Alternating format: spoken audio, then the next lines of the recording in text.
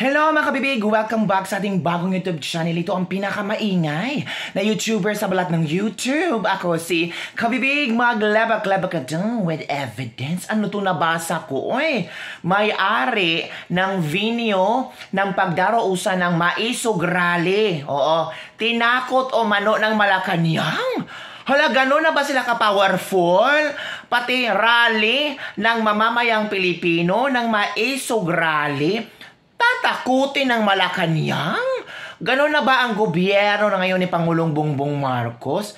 So far, hindi ko naisip yan na ganon ang strategy nila na bawal pala ang magkaroon ng Maisog Rally at tatakutin ang may-ari ng venue. Bakit nila tatakutin? Kung tatakutin nila, it means takot sila sa Maisog Rally. Bakit? Ayaw niyong malaman kung ano ang mga tinatago ninyong sekreto. Oy, ito nabasa ko.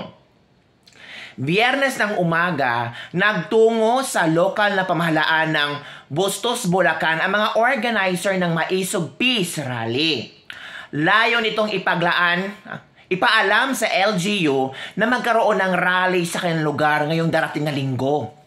Ang naturang hakbang ay hindi na sana kailangan dahil gaganapin naman ang venue sa isang pribadong lugar at base sa Batangas Pambansa PB 880, hindi na kailangan na kaukalang permit sakaling magsasagawa ng pagtitipon dahil karapatan ito ng taong bayan. Pero ito ang nangyari naging pahirapan ang sanay simpleng pagpapaalam lang. Sabi ng organizer, hindi po sila nagbigay ng permit ngayon. Kung ayaw niyo ho kami bigyan ng permit, kami po ang gumagawa ng aming way para ipakita sa inyo na legal po yung usapan namin ng may-ari. In fact, private nga po yun, sir Labas na po yung government, kaya lang kung may problema po tayo, para sa lahat tayo, hugas kamay lahat tayo, malinis, bigyan nyo na lang po kami ng explanation bakit nyo nahihirapan kaming kumuha ng permit kasi malinaw naman na sinasaad, sir, ng PB 880 na hindi naman talaga kailangan ng permit. O, private naman, diba? Don't tell me, pati mag-party tayo, kailangan ng permit. Diba? Kalerki. Yung GS prom nga, hindi kailangan ng permit. Yung padisko-disko nga, hindi kailangan ng permit. Diba? Nag-ugat ang lahat ng ito matapos na ibinalita ng SMNI News itong Miyerkules, April 24, 2024, ang ginawang presko ng TAPS Coalition. Sinabi kasi doon ng grupo na matutuloy na ang Maisog Rally o Maisog Peace Rally sa Central Luzon at ito ay gaganapin sa bayan ng Bustos, Bulacan. Ayon kay Verdel de los Santos, regional organizer ng TAPS Coalition Central Luzon, na tinawagan umano ng taga Malacanang ang may-ari ng venue at pinagbantaan. Oh my G, is this really is it? Tinawagan ng taga Malacanang at binantaan ang may-ari ng venue. Totoo kaya ito? Kailangan talaga maglabas ng official statement ang Malacanang kasi pag makarating ito ng maraming tao, mawawalan sila ng gana sa Pangulo natin. Diba? Bumirang ito Sabihin talaga nila na, ay, guilty yan si Bongbong Marcos. Guilty yan si Lisa Marcos kasi pinipigilan nila ang Maisog Rally. Diba? O, taga Malacanang ang tumawag at pinagbantaan ang may-ari ng private venue. Sabi ni Verdel de los Santos. Kasi may presyo na naman. Add-on, may tumawag doon sa may-ari kinabukasan. At ang sabi, pinipigilan pa rin. At ang nakakalungkot, may pressure na kung itutuloy, baka balingan yung properties nila. Oy, sobra naman pag ganon. Grabe. Ganito na ba panggigipit ang ginagawa ng taga Malacanang? Huwag naman po kayong masyadong, masyadong epal.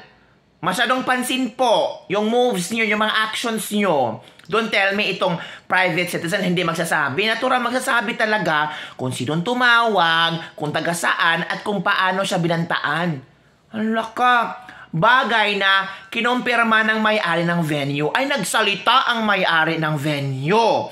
Ito ang sinabi, kasi po ang nangyari ganito. Parang tinakot nila ang sabi, pag pinayagan niyo yung maisog rally na yan, alam nyo na ang mangyayari sa mga property ninyo.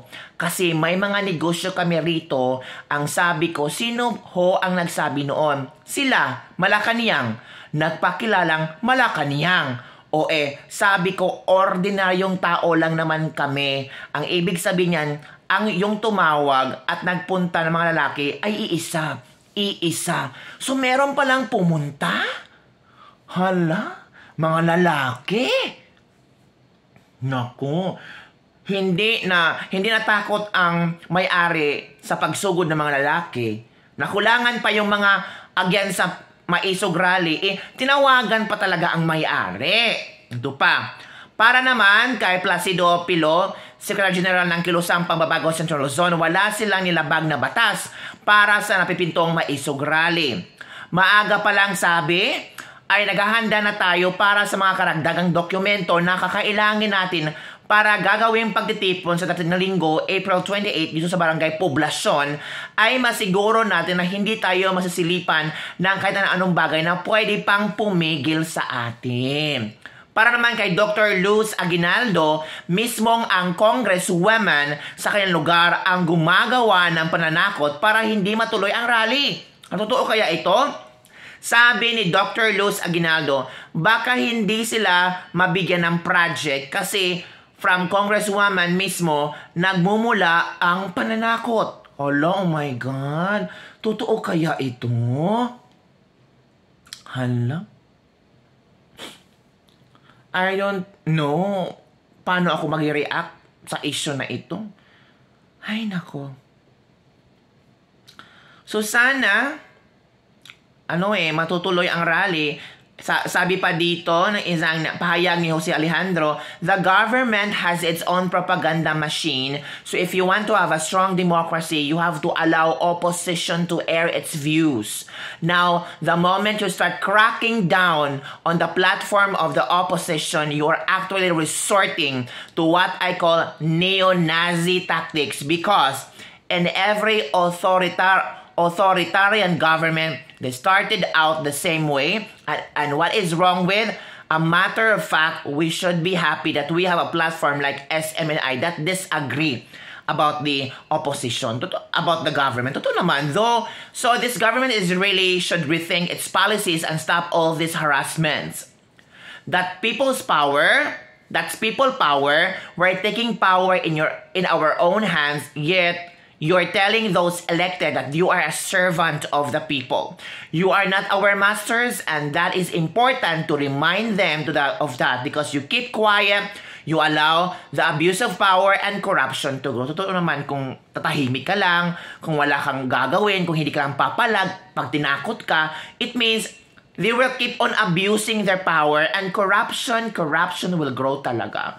So, ang peace rally, ang maisog peace rally sa Bustos, Bulacan ay gaganapin ngayong linggo, April 28. Para sa karagdagang impormasyon, maghanap lang kayo sa Facebook mga fan page nila para malaman mo kung anong oras at ano ang venue. So yun lang po ang ating latest Lebang for today. Don't forget to like, subscribe, and share this video. Nakakalungkot, no? Kung ganito ang estilo ng mga tao na pipigilan yung people power, yung gusto ng tao na iparating sa gobyerno kung ano ang kailangan nararamdaman, kung ano ang pwedeng baguhin ng gobyerno, kung ano ang pagkukulang ng gobyerno, kung pilit nilang patahimikin ang mga taong ito. So sino pa? Sino ba ang pwedeng mag-evaluate sa mga ginagawa ng gobyerno? Sila lang.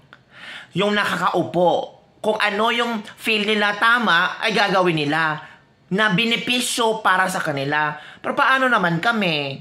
Hayaan nyo lang kaming magutom. Hayaan nyo lang kaming tatahimik sa isang parte. At parang Happy na kayo kung bibigyan kami ng ayuda? So after kayo mamigyan ng ayuda, bahala na kami? Bahala na kami mabuhay? Basta nabigyan kami ng ayuda? Ano to? Huwag niyong paglaruan ang mga pobreng Pilipino. So yan lang po mga kapibig ng ating Let's Lipag-Lipag for today. Don't forget to like, subscribe, share, and subscribe. Bye everyone! See you next time!